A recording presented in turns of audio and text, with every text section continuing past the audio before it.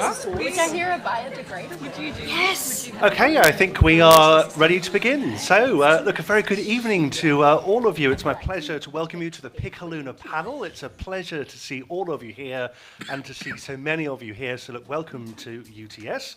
Look, tonight, with the help of our expert panelists sitting beside me, and all your questions as well, we are going to co-design the funeral of the future. Now, my name is Stephen Lee. I'm going to be your question master and your host tonight. You can think of me as your poor man's Tony Jones, if you like. And let me just introduce our panel to you one by one. Now, firstly, Ruby Lohman is the co-founder of Death Dinner Party, a series of events in Sydney and Melbourne that bring people together to talk and to learn about death. Now, a funeral director's stepdaughter, her first car she ever drove was a hearse. She believes it's time to reclaim the knowledge and rituals that we've given away to institutions and to relearn how to die and how to grieve well. Isaac Leung is the founder and director of Scientia Coffins. He brings coffins to the masses by teaming up with Costco. Now, his aim is to change the traditional way that families purchase coffins and caskets, and also to help funeral directors to offer choice and transparency. And a popular trend he is seeing right now is a move towards more eco-friendly coffins. Dr. Annetta Mallon is an end-of-life doula, providing guidance, support, planning, information, and very much a listening ear. Now, she has worked in 3 countries as a somatic psychotherapist, specifically in the areas of grief and loss, injury and trauma recovery, and personal growth and development. She is a seasoned grief and support practitioner. Sarah Tolmie comes to our panel as an end-of-life consultant, a bespoke funeral director, and a holistic celebrant. Now, she has a very unique set of professional skills and services to support people as they journey through the practical, emotional, and spiritual journey of illness, dying, and death. Now, she has spent 13 years as an independent funeral arranger, including 4 years as a non-religious hospital ward chaplain. Claire Smart became a young widow and a single parent when her husband died from brain cancer in 2012. She then supported her family and her father as he declined and then died from early onset Alzheimer's. Now, caring for and farewelling the very 2 most important men in her life gave her a good consumer insight into the shortfalls and the limitations of palliative care and funeral services. Now, she wonders if she had been more death and more funeral literate and also less exhausted at the time, would she have done things differently? I'm sure that's a question we're going to ask her tonight. Now, her blog, Rainbows and Roller Coasters, shares some of those stories. And finally, Ronica Power, over there at the end, is an associate professor of bioarchaeology in the Department of Ancient History at Macquarie University. She's the brains of the panel tonight, if you like. She takes data from scientific analysis of human bodies together with other forms of archaeological and historical evidence to take a look into the past and to help to understand it. And her research has given her some really good insight into the community structures, health and world views of people from the past. And she's got a particular interest in mummified human remains, particularly those from ancient Egypt. So everyone, can I please ask you to welcome our panel tonight?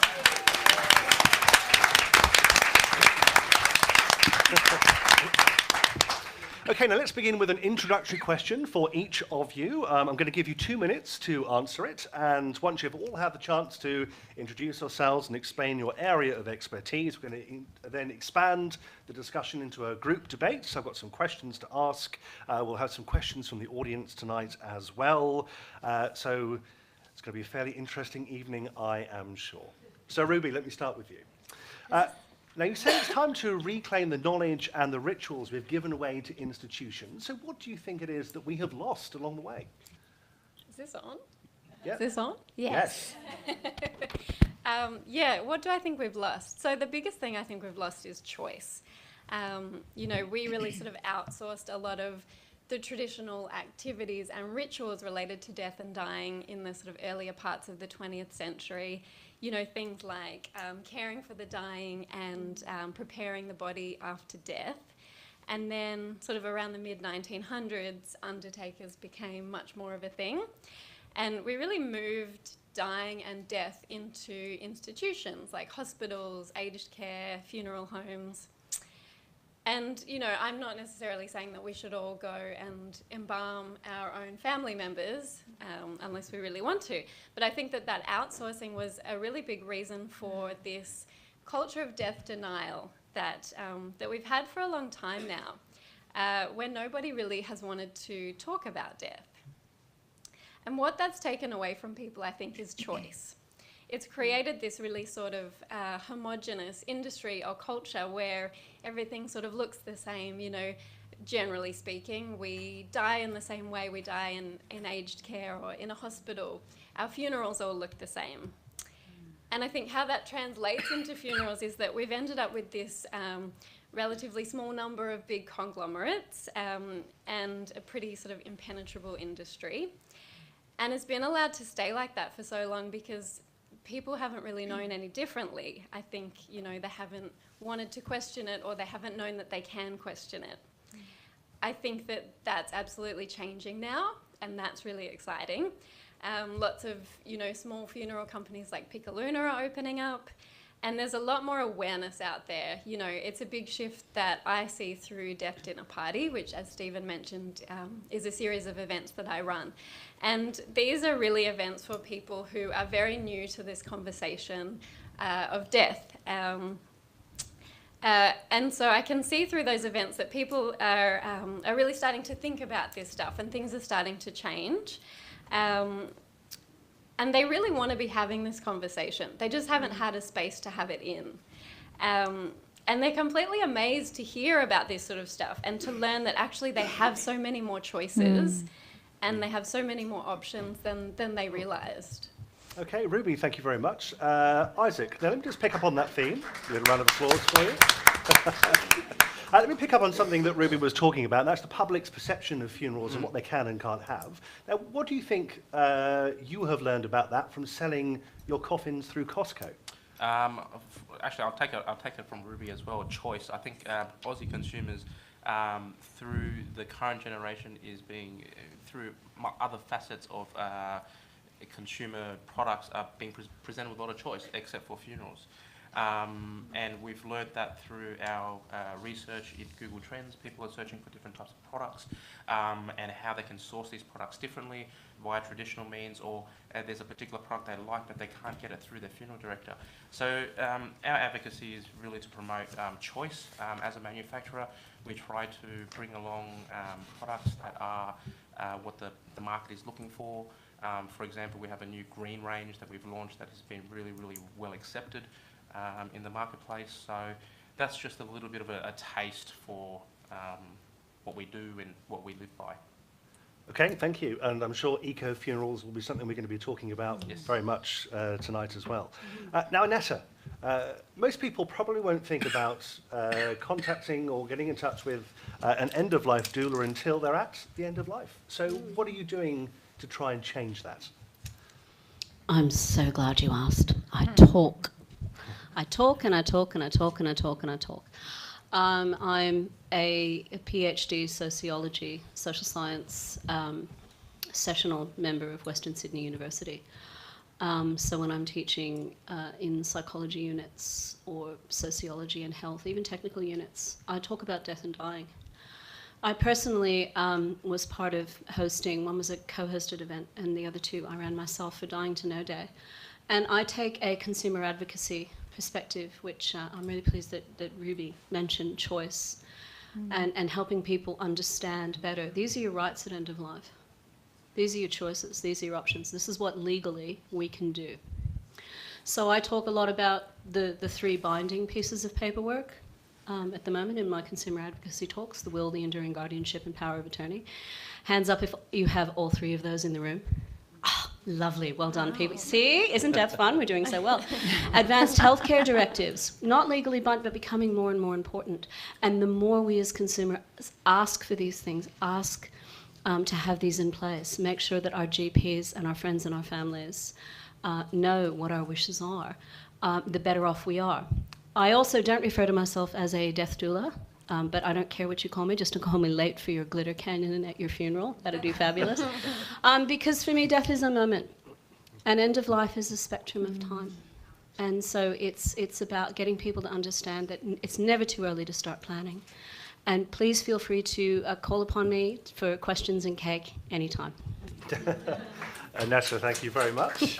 Thank you for bringing some sparkle to the panel tonight. It's full of glitter. Sarah, now you've been saying for a very long time that funerals need to change. So why are you so passionate about doing things differently? Well, I'm passionate about serving people well in this profound time. It's a huge life event. I'm not advocating funerals have to change for change's sake, but I am advocating that it's time to really consider and think about the role of the funeral and to consider that entire holistic experience of dying and death from the person, from the family, from the community, and give a bit of a deeper consideration into the full spectrum, as you say, relational, familial, spiritual, practical, cultural needs and how we attend to them. I don't think the 30-minute or even the 1-hour funeral chapel ceremony is serving families well as the only offering that we have. It's woefully incomplete. And I think the model of the funeral practice at the moment that we have is a strange byproduct of what Ruby talks about, which is that death culture that's highly medicalised and highly professionalised. You know, doctors and funeral directors have appropriated death. They've made it sanitised and hidden and protecting us from it. And I think it rushes and stifles emotion. It expedites grief.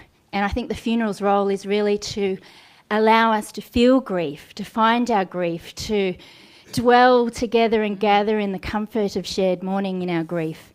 And I think that the mainstream sort of modern sparse funeral doesn't serve us anymore. It's incomplete.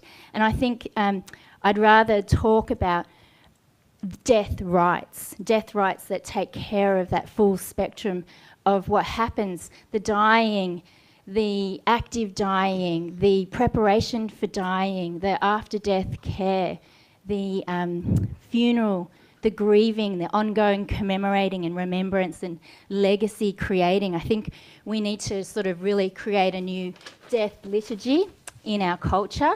You know, give people the choice, give people the empowerment to take on and step into whatever role in that process that they feel comfortable with. And so rather than simply focusing on the funeral, I'm interested to broaden the understanding and the languaging to talk about death rights. And so what Annetta is talking about is, you know, preparing for a death, being present and presencing and actually helping someone actively passage, helping with the after-death body care and really returning that sacredness of the body back to the family, you know, doing in-home vigils or having home-based DIY ceremonies, whatever fulfills the particular and very unique needs of each family. So I see this happening. I see Picaluna being part of that and assisting that, but there's so much more that we can do. And I think, you know, to bypass this or not to fully support it is, I don't think it serves humanity. You know, I think we really need to look at this as death as a part of life, which is you know, often a cliched saying, but it's a place of deep meaning, to miss the huge reverberation, as Claire knows, what death does in a family, in a life, you know, in a community. There's a profound reverberation that takes place, and we need to be able to support, give meaning, give expression, and really create something rich there. Well, in fact, let's ask Claire about that now. So, Claire, you know, one of the things that you were saying earlier on was, you know, when you lost your husband and your father, you said that you wanted to be more funeral and death literate. So, what was it you think you missed out on? Fortunately, I was a marriage celebrant, so I had some insight into what could be done. But I wanted to gather. When my husband died, we just had a small group of close friends, in the last few weeks. But because he was so young and I'm young, we've got networks and communities, and his parents had networks of friends. So we had a lot of people who wanted to come to the funeral. I don't know how many we had, but we filled a whole church. The priest was thrilled that we filled the church. He made a joke of it on the day. He said, "I've never seen my church full. It's great." But things like I wanted a more creative coffin. I wanted something that the kids could write on and be a part of. But it was 6 years ago. My husband was 6'4", too big, and they're like, if you want to have a funeral really quickly, which I did because I wanted to gather with everyone quickly, and I didn't have the space in the last few weeks when my husband was dying. So I didn't have the support, or I didn't have a Picaluna or someone that I could call, or didn't really feel like I could call. I didn't have the knowledge to know, yes, I can call and get someone to help me arrange. And I had lots of friends offering to help me, but if I'd thought more about death and the options available for the funeral, or if the conversations were more part of our society, it would have given us all more of a chance to pull something together that maybe I'm really happy with the church, but if on reflection, if it was now, I'd go for a surf club, because like the freshwater surf club example. And if it was now, I'd say to someone, hey, call Picaluna and find a really creative coffin that we can maybe decorate in the last few weeks with the kids. But at that time, I didn't really know those options and didn't feel empowered to do that. Okay, thank you, Claire. Ronica. Now, We met recently at a Death Walker conference, so we're very excited to be together again. Oh, well, I'm very glad you're sat together. That's, that's perfect synergy. Huddle your way through. Ronica, it's often said, isn't it, that in order to understand and be prepared for the future, we really have to know what went on in the past and get a sense of that. So, from your perspective, looking at the past, what do you think the funeral of the future is going to look like? Hopefully radically different to the majority of what we deal with today. To flesh that out a little bit, I would say the following.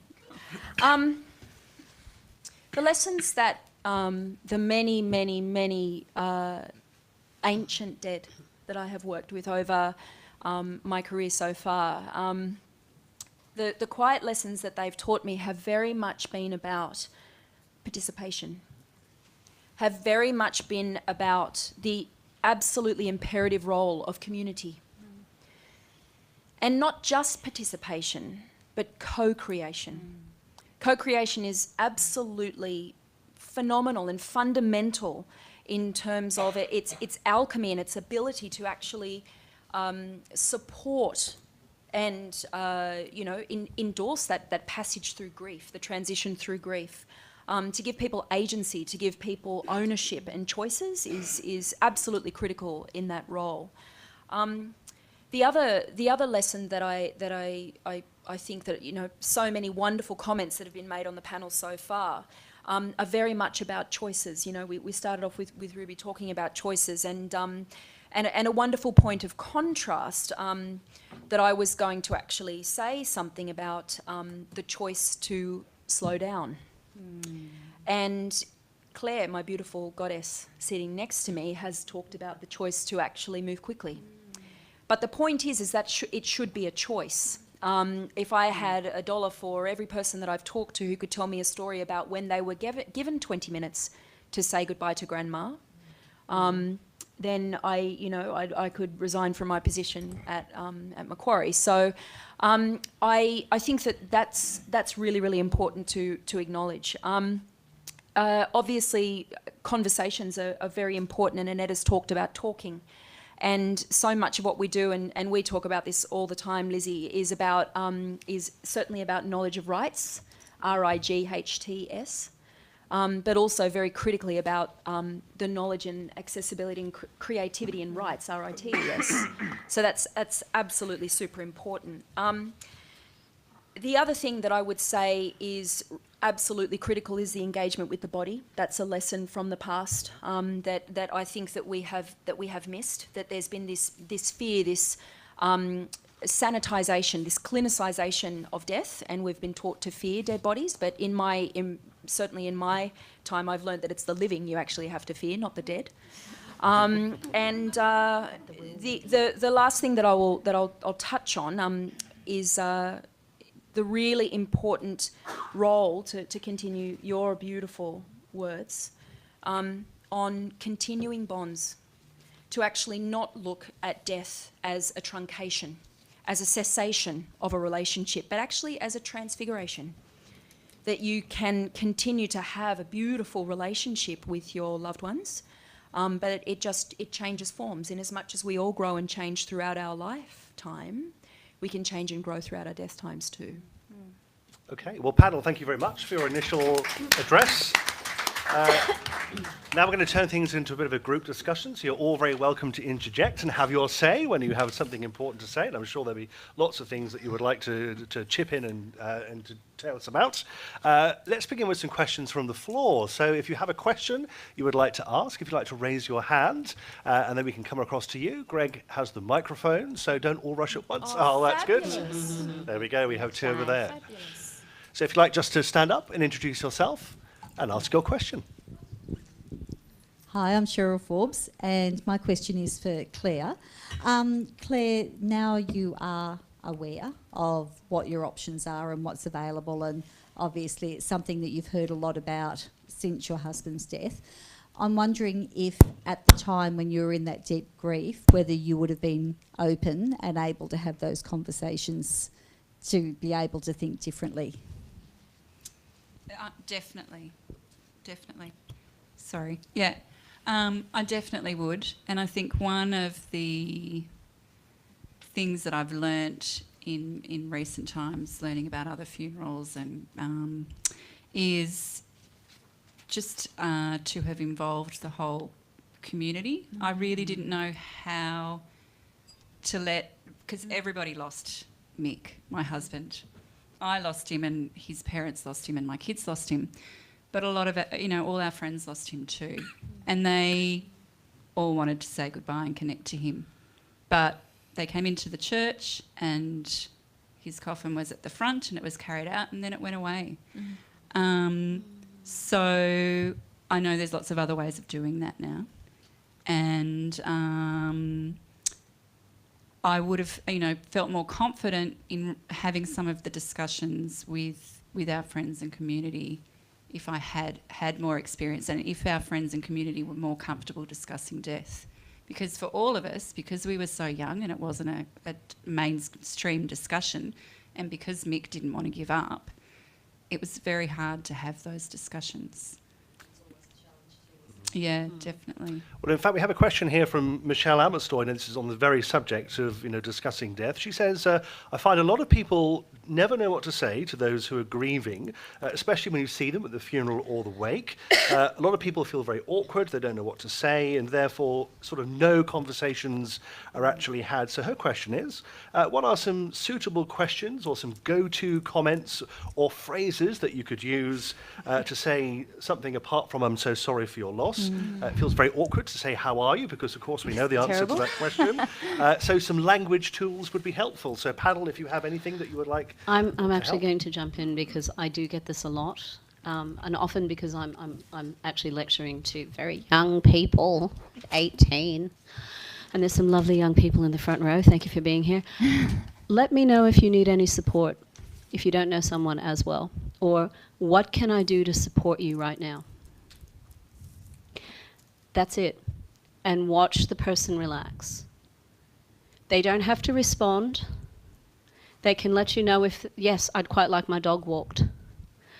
Yes, please, can you take the kids to soccer training this afternoon? God, yes, I need a coffee and a talk. I used to just sit with a friend in silence, and we would clutch paws across I'm a dog person, we clutch paws, across the table. Her husband, his cancer had come back. And I was the one person that she knew she didn't have to say anything to. I would just sit in silence, offer support and offer silence. And sometimes that's the best way to catch people in grief. However, for me, let me know anything, that I can do for you. Reeling, no idea what to do in the next 5 minutes, let alone what to do what I needed, and not very good at receiving help either, trying to be brave. So if I go back to the actual day of the funeral, hugs was just amazing. Hugged everybody. That's all that needed to be said. The physical hug was actually great. That's really good for the shock that your body is in as well. It actually just holds you like a shock blanket and helps to absorb it. And the eye contact. And someone said to me, and we still laugh about it, but she said, I've got chickens. I'm like, great. But she's like, so bring the kids over to meet the chickens sometime. I'm like, okay. But we laughed about it. And then it was actually more the offers of support later on, or the friends who said, I think actually I had one or two, really close friends. So if someone said, let me know what you can do, I'd probably would have said, there's a lot you can do, but talk to Peter or talk to my friend Rob, contact them in a few months because, I don't know what I need done. Okay, I've got chickens. I'm going to write that one down. Can I add to that? Because when I tell people what I do, or in my friend network who know what I do, they do ask me this question as well. And what I've found offers very practical guidance is, why don't you share with that person who they were to you? I remember Mick. He was so great with, tell a story, gift a memory that you don't have that you then could have, and keep giving them. Yes. Yeah. So, or instead of, or in addition to what can I do, is to be ready to know what you can do and say, I'm going to bring you a casserole every Thursday.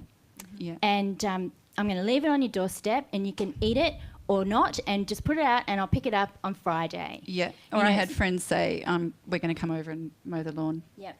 We're just coming. Yep. And then I could say, no, thanks. Or if I didn't want them to be in the garden, but they'd just say, we're coming, 10 o'clock, we'll be there, you don't have to talk to us, but we'll be in the garden. The most priceless things are the stories, the memories. Just talk about that person. I think when you're too scared to talk about it, they become forgotten or invisible or just something really weird and taboo that you can't mention it. So, my best friend's son died a long time ago now. He was 8 and it's been more than 8 years now since he's passed. His name was Jeremiah. And we talk about him all the time.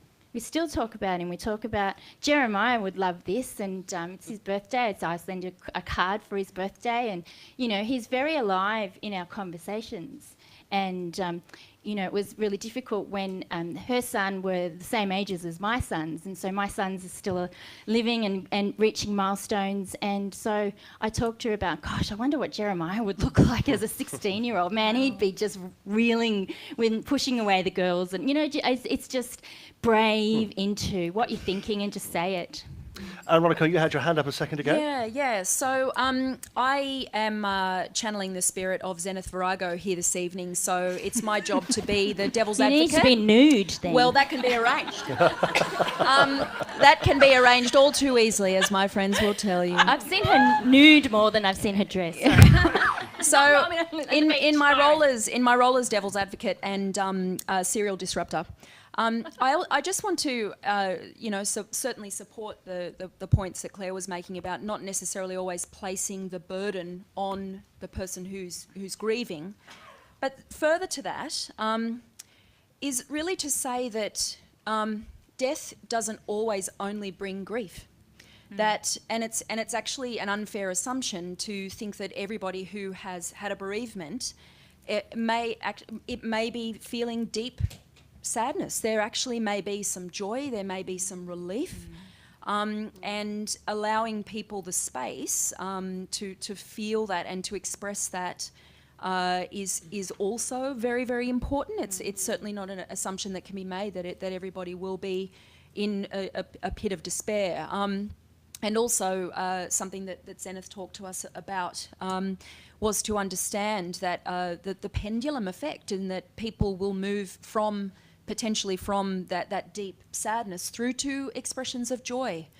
You know, this love is a spectrum. It's a real spectrum, and people who are grieving, and it'd be wonderful to hear Claire's reflections on that. She's already told us lots of stories about laughter and about joy in that space as well. And so I think it's important to acknowledge that some people may be feeling great relief in someone's death, but also that there is joy to be had as well. Okay, some great advice, thank you. Let's take another question from the floor. So, So my name's Mary Louise. I have a question for Sarah, but I did just want to mention to Claire, I'm a member of Freshie Surf Club, and great. perhaps you could still have a celebration.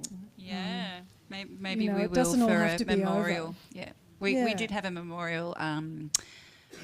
We actually ended up putting my husband's ashes at Waverley Cemetery, and we've had 2 gatherings at the park at Bronte. Yeah. But I wouldn't rule out doing something maybe for 10 years on, or getting together, because that will be an important moment for the kids and for the community. So Lovely. I love that idea. Great. Thank you. But my question to Sarah is regarding, I think I heard you correctly in saying that you're a non-religious chaplain. Mm-hmm. How on earth have you managed to do that? And what has been the response of the traditional religious chaplains in the hospitals? So interesting. I'm not at Gosford Hospital anymore, but I was for 4 years. And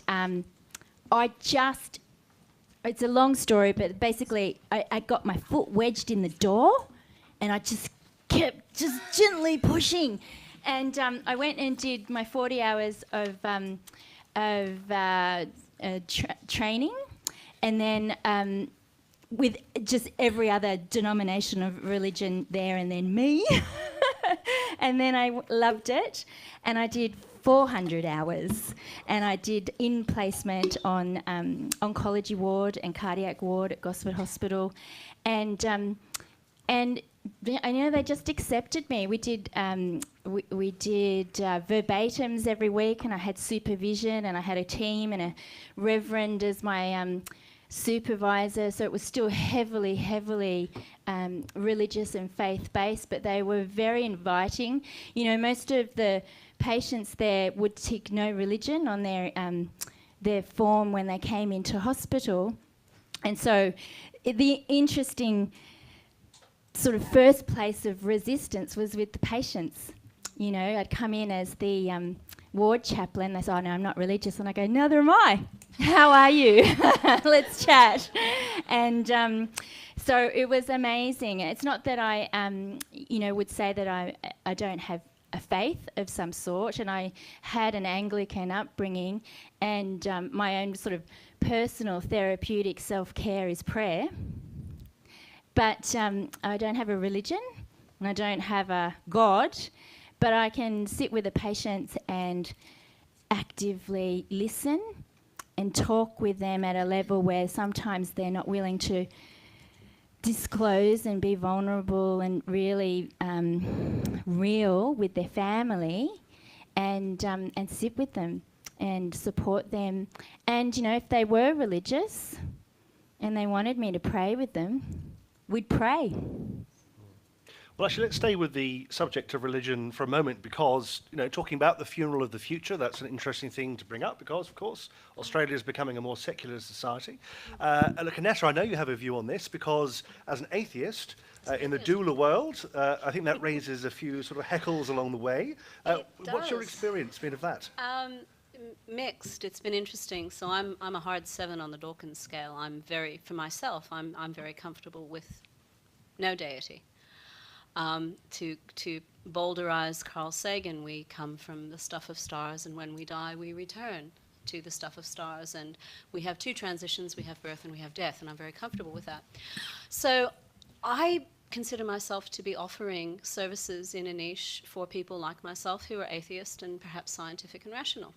And there's lots and lots of other practitioners who are end-of-life doulas, death walkers, death doulas, lots of names, a range of end-of-life support services, and people who are spiritual and/or religious. So I thought, great, I'm here, and now we have a full spectrum.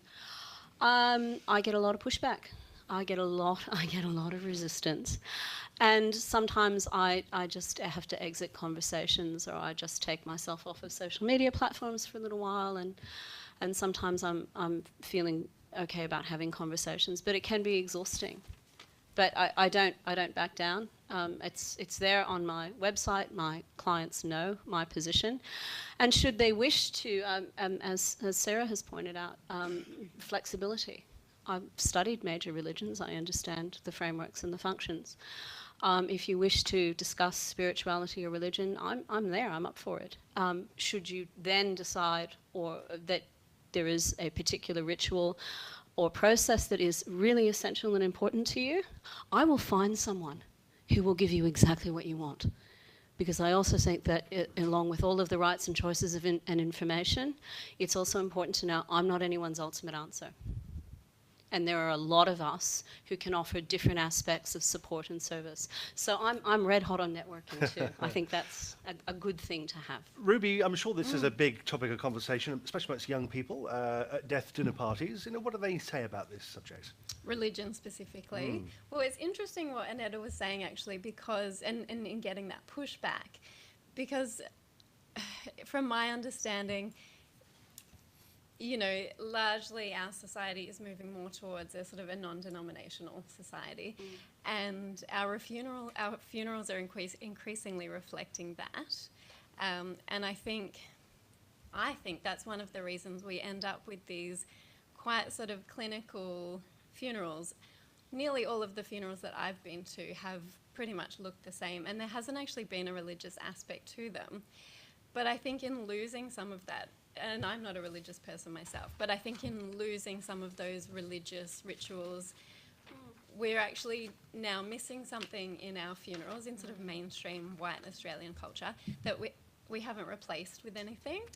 And I think that people who come to my events feel like something is missing, but they don't know what, And I think that's my take on religion and funerals. Can I add to that? I mean, I totally agree with you, Ruby. But what what I do, and often in my ceremonies, is I will shamelessly appropriate from the religious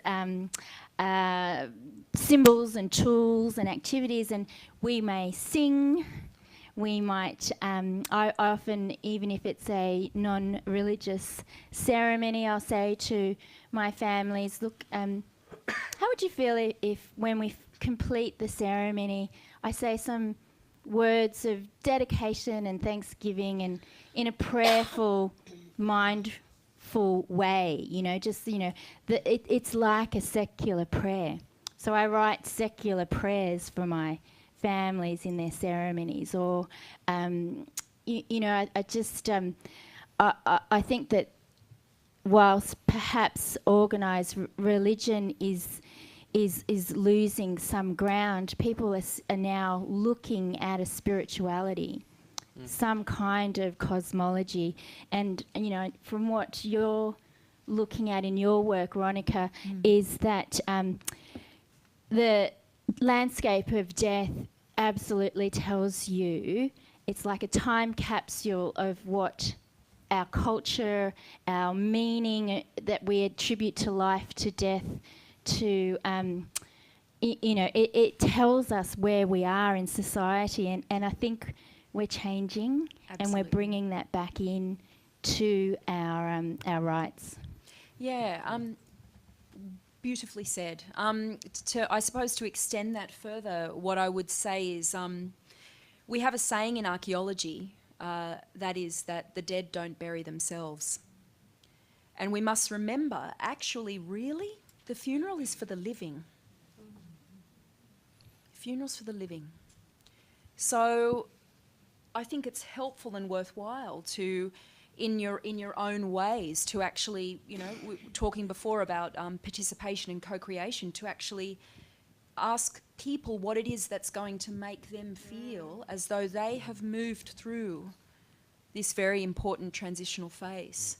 And in so many ways to remember, certainly from various ancient traditions, The way that we approach death says a lot about the way that we approach life. Okay, let's head in a slightly different direction. Isaac, I'd like to bring you in. You're very quiet, sitting over there. So A little bit crook, let's so pick up on excuse the something. voice. Let's pick up on something you were talking about earlier on, and that's the eco-friendly Sure. side of things. What's been your experience of that? I think it has to lend with consumer choice. We've traditionally offered very traditional orientated products, but in working with Picaluna and other businesses, we're constantly being asked for, can we do something different? Same with Sarah. We're getting more and more people asking for us, how can we customise a coffin? It's a part of the grieving process. It's a part of furniture which the families have done for the dead. And as Ronica said, it's really for the living. It's a piece of furniture. And that lent us to think, how can we change the landscape, and is there any products that the market is looking for and not there yet? It's always being about being first to market, I guess. We went to Google Trends and had a look. People are looking for sustainable options in all aspects of life. The data set is there. We're very structured and very scientific in the way we kind of look and analyse where we introduce our products. Eco-friendly, fair trade is a big hit. Look at your coffee aisle, look at your cotton aisle. I mean, anything that's sustainable is at your eye level. Anything that is non-sustainable is always dropped down, on the bottom level. So with that respect, I think we kind of looked at the A-ball from another direction and said, look, what can we do in our own industry, our funeral industry, from the aspect of, do we have any natural burial grounds? I mean, yes, we offer a natural product, but do we have the resources to support it? And there are. And there are growing. Melbourne, I would say, is one of the markets that are growing and embracing eco-friendly funerals. There are funeral homes that deem themselves, I shouldn't say that, call themselves, they look after the eco-friendly community. So it's becoming a trend, and with that in mind, we introduced some eco-friendly products that are fair trade approved, and they are getting a lot of more interest. And Isaac, you say you want to offer choice and transparency via funeral directors. Is that a big ask? Look, I think it's a collaboration. It's never an ask with a funeral director. I think our perspective on funeral directors would be local brand, local voices. Okay, people are attracted with people that they've dealt with before. They deal with someone. They like to deal with someone that are in their community. Ronica touched upon that participation in community. So, with working with funeral directors, we do like to understand the target market they're looking for and offer choices around that. For example, religion. You have funeral directors that look after highly religious funeral services. You have funeral directors that are doing funerals at the beach club every day. And it's about recognising those choices and saying, look, these are potentially the products that could help the final departure. Let's take another question from the floor. Now, lots more hands going up in the air. Sorry, can you hear me? You certainly can. Loud and clear. Sorry. As some of you might know, I'm Chris from Picaluna. I'm the operations director. It's very interesting hearing what you're saying, and just to add to some of the flavour, because I'm obviously very, how would you put it? I'm a WASP. Come from the old background in funerals. Dad died 4 years ago. Went to a lovely funeral director in the eastern suburbs, and it was all cut and dry and bang, bang, bang, and not cheap. And I was introduced to the business with Greg, and we sort of grew to love it. But I'll get back to that in a minute. But I went to Bali 3 weeks ago, or 4 weeks ago, and we got in a situation where we were stuck on an island, had to get off this island. We're in Nusa Lombongan. Had to go off this island. We've raced down with my son to try and get someone to get us a ferry to get off the island because there was big swells. And we got down there and we got to a roadblock, and I couldn't work out. There's all these people in this amazing ceremonial gear, and I've worked it up quite quickly. I'm a bit slow, but it did happen. And there was this big mound of wood. So there's obviously a big cremation happening. And Johnny and I on a motorbike around the street. We got stopped. We had to sit there and watch this cremation. It was the most amazing thing they've ever. So what they do is they bury, I don't know if anyone knows this, they bury their dead for X amount of time, I don't know what it is, and then they bring the dead up. There was like 8 of them, I think, in this cremation. They bring the dead up and then they put them on these massive... thank God, everyone knows that word but me. I was searching for it before. I said, what is that word? It starts with P. Pyres. And they had these processions coming down the street, almost in a war with each other. It was the most beautiful thing I've ever seen. And I just thought, wow, isn't that a cool way to do cremations and funerals and ceremonies? And which brings me back to my point. As I said, I'm very meat and potatoes, and I've been introduced to these carers like Sarah and Liz and Kath, and there's a lot of them, and Philip in the room, who just try to bring that gap close. It's so far away from what they do, what we're doing here, but it's still getting closer. I feel a little bit blessed, and sorry, that's all I've got. Chris, can I just, that cocky, that reminds me of like years and years ago when I was studying with Daily Messenger, like my funeral celebrants in 2002. I had to write a mock funeral. I had to start writing funerals and playing with things. I believe I have a ceremony locked away in a drawer where I did my husband's funeral. And I thought, I will be so racked with grief. What would I do? What would I do? So I put him on a funeral pyre and we burned him. This is like in my assignment, not for real. And it burned him because when I studied, my first degree was in anthropology, so we did all the death rites of all the different tribes and cultures. And I remembered one where after the funeral pyre had smouldered down, the widow would get in there with her pummel and just then do the final kind of just pummeling of the ashes and the bone, and I'd get all like totally ashed up and just sit there in my hideous grief. And I thought, you know what, I kind of still want to do that. Now, Philip, you've had your hand up several times, so Greg is going to come to you and we'll have a question from you. My name's Philip Holland. My mum's 92 and I've had the discussion with her about what she wants at her funeral. She would like her body and the ceremony to have absolutely no effect on the environment whatsoever. Ideally, she'd like to be wrapped in a sheet and buried in a shallow grave in the forest somewhere, which apparently is not available in Sydney. I don't know if anyone's aware of something. It is available in Canberra. Sorry? You can go to Shoalhaven. Yes. We still want need a somewhere that we coffin, can though. visit. That's Yeah. the family can visit. And there's one in Canberra too, in Gungahlin.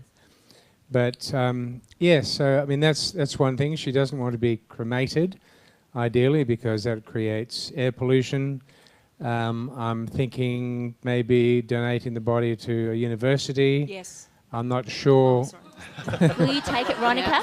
Thank you. Yes. I'm just. Let's talk. You may know the answer to this question. Do we get the remains back after? Eventually. Right. Yes. Okay.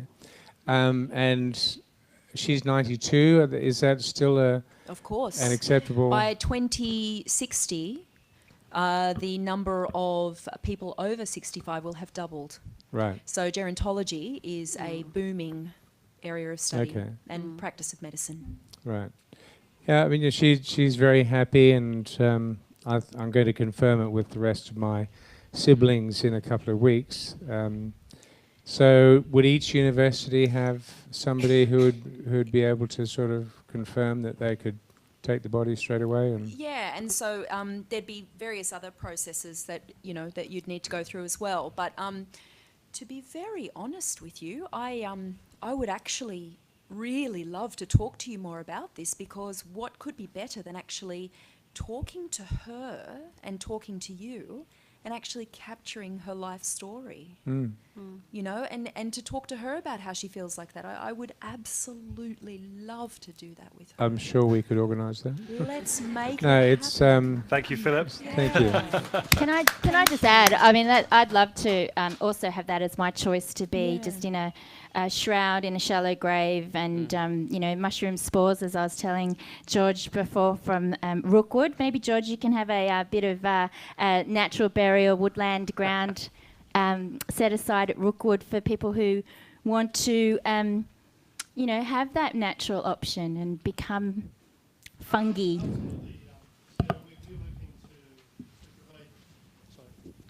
You would get roped into this Sorry, somehow. George. Dumped you in it. We're absolutely looking to provide whatever the community needs are. And when we done the first burial in Rookwood in 1867, the needs then are far different to what they are now. And you spoke about choices earlier on. I've been doing this for 30 years, and some of the operators I came across 30 years ago, their level of choice to a family was a burial or a cremation coffin. That's the only choice they got. So you're right. So we'd like to hear from those communities that want us to provide the services and the options for them. So feel free to contact us. George, while you have the microphone, look, I'm actually, seeing as we have such an expert in the room, I would very much like to know what you think the funeral of the future looks like. Wow. I think the funeral of the future looks different for everybody. There is a choice for everybody.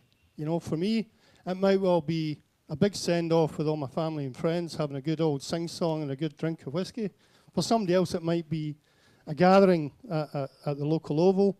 And for somebody else, it may well be to donate the body to science. So the future is very different for everybody, in my opinion. Thank you, George.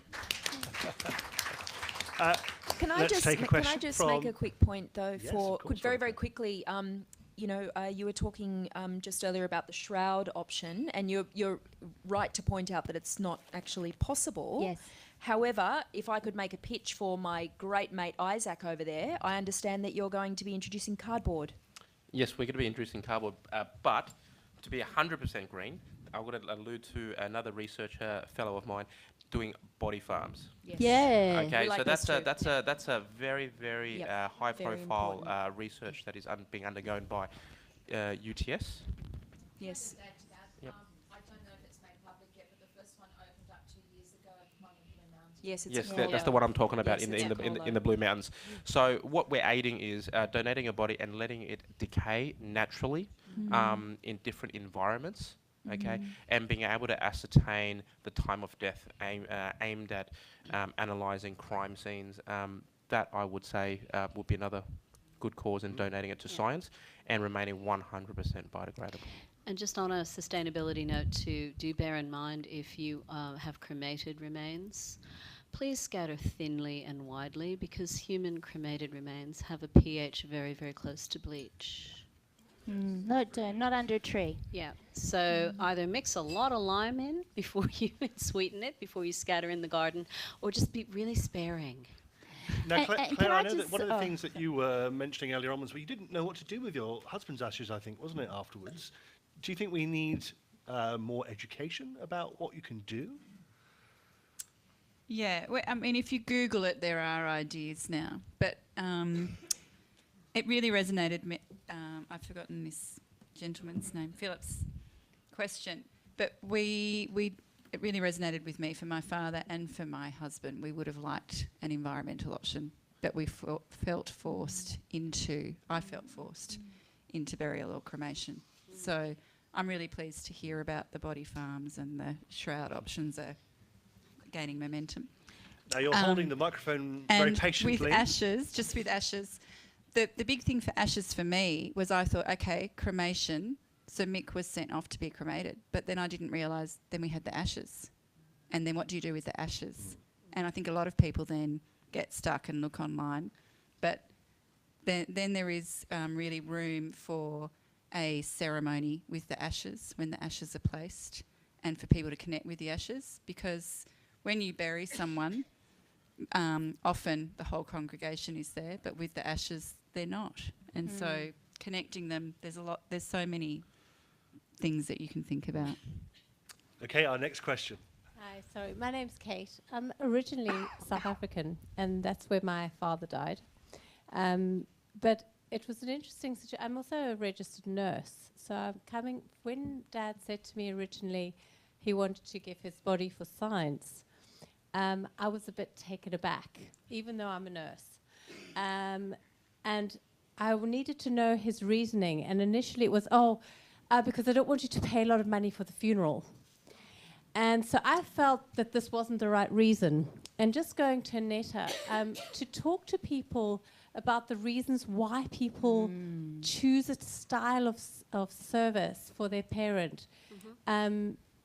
Is it the right reason?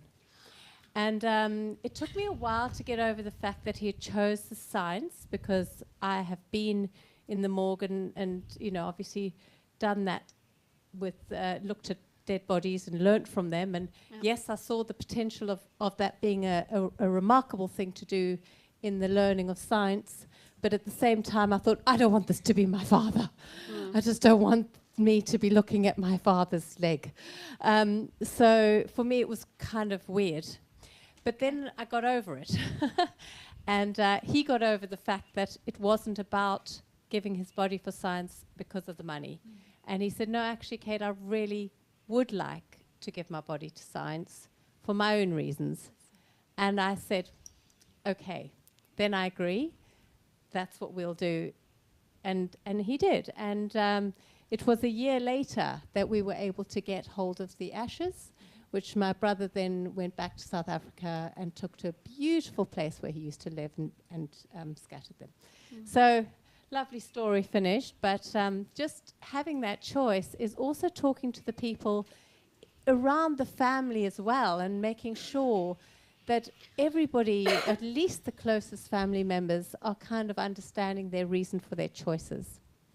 Thank you. Can I just add to that on the body, donating the body to science? My sister, mother-in-law died last year, and that's exactly what they did. And it was very tricky. It had to be all done in 24 hours. There was a lot of rushing around and haste to kind of do it within the very strict timeframes that the university would accept the body from the hospital. And the byproduct of that desire of the mother-in-law of my sister was they felt very empty. They didn't quite know what to do. It kind of, they didn't sort of have that time to dwell in the sacredness of the body and farewell it. Part of her reasoning was because I don't want to feel, just donate my body to science. But they needed to have a gathering. She had a big circle of friends and community that still needed to gather and do something. So if you're going to go down that route, body farms, body to science, you still need to consider the needs of those left behind, how they still need to traverse through those very essential steps of coming into the acceptance and the reality of their death, to farewell and part with the physical presence of their loved one, to kind of go through the commemorating and the dedication to that person. So I'd still be inviting and counselling families to still think broadly about what their ceremonial and ritual needs are. Yeah, may I jump in on that one? Thank you. Thank you for sharing your story. And I particularly was quite relieved that you yourself have come to a place where you feel quite comfortable. And also thank you for telling us that. And this is where a lot of what I'm hearing from the panel and also from you, the audience, is community and inclusion. And I know that I start planning, talking about legal documents, and then move on to the Advanced Healthcare Directive, and then that naturally sort of moves into, and what kind of funeral would you like? But the Advanced Healthcare Directive, it can be difficult, which is why I show up with cake, and I suggest people stretch and make a big pot of tea. It can be a marathon. But if you can involve all of the closest family members and the people closest to you in those conversations, and it can be tough, and people will resist or be angry or fearful or really emotional. But I don't want. I imagine this, and I want that. And I think this is part of death literacy, and it's part of compassionate communities, where we come to a point where we accept, I might want something, for my husband, for example. But he may want something very different. And being part of that conversation and doing that planning together then makes it harder to fight but this is what the directive says. And when we understand and we have communication around it, it doesn't make it happy, happy, joy, joy for all of us, but it makes it easier. And I particularly want to emphasize for organ donation, because all it takes is one family member to say nope and be grumpy cat and say no, and the organs cannot be donated. So communication, collaboration, really important. We have an opt-in system for organ donation. Question. It's not opt-out. Yep. How do you approach this with multi-generational families? Carefully. We hear it. I find it myself firsthand as well. We have multi-generational families who have approached us, and one's, for example, a Buddhist, and one, for example, is Christian, and one's an atheist. They've all come together today to plan Mum's funeral. Look, there's the organ donation part, but as we're on the forefront of change, how do we go and co-design funerals that are multi-generational friendly, with the added, yeah, one of the easy ones. I think my first response would be to try and perhaps storytell. I think storytelling and asking questions, like reversing things, so that each of the grandparent or the great-grandparent or the child or the sibling has an opportunity, well, if this were you, what might you do? And then can you then see that this person might want something different? And with the best will in the world and trying to be respectful and appropriate, people are still going to argue, because we're complex beings and we feel things deeply, and we all have entrenched opinions and perspectives. I don't know that we can ever have like the perfectly amicable accord, but by trying to include and by reversing things and asking lots of questions and well, can you see that this might be better? And how about if we, instead of standing here, we walk around over here and look at it from this perspective? So I think it's about time, but and that also, I suppose, presumes that there is a willingness to work together. And sometimes when things are particularly entrenched, because this is the best way for me to say I love you. You know, grief is love with no place to go. So when we have the funeral, it's going to be my way, because that's how I'm going to say I love you. And trying to get someone to perhaps relax some of that death grip on the thing that's really important to them, that's some of the most complex and challenging navigation of planning. Of course, harder if this is happening after someone has died. It's also harder when families are quite fractured and ruptured. That it can be challenging. So plan early and be inclusive. So here's a question then to the whole of the panel. We're hearing words like collaboration and co-designing. And so when we are talking about co-designing the funeral of the future, how important do you think it all is to be able to work together with other service providers to be able to do that very effectively? Fundamental. Yeah. Really important. Really important. And, you know, going back to the very first point that was made tonight, choice, just knowing all the choices and all the providers out there. And, you know, I want to really emphasise the point I made at the beginning about death rights, spectrum, holistic, rather than one funeral. And that goes back to, Isaac, your question, is that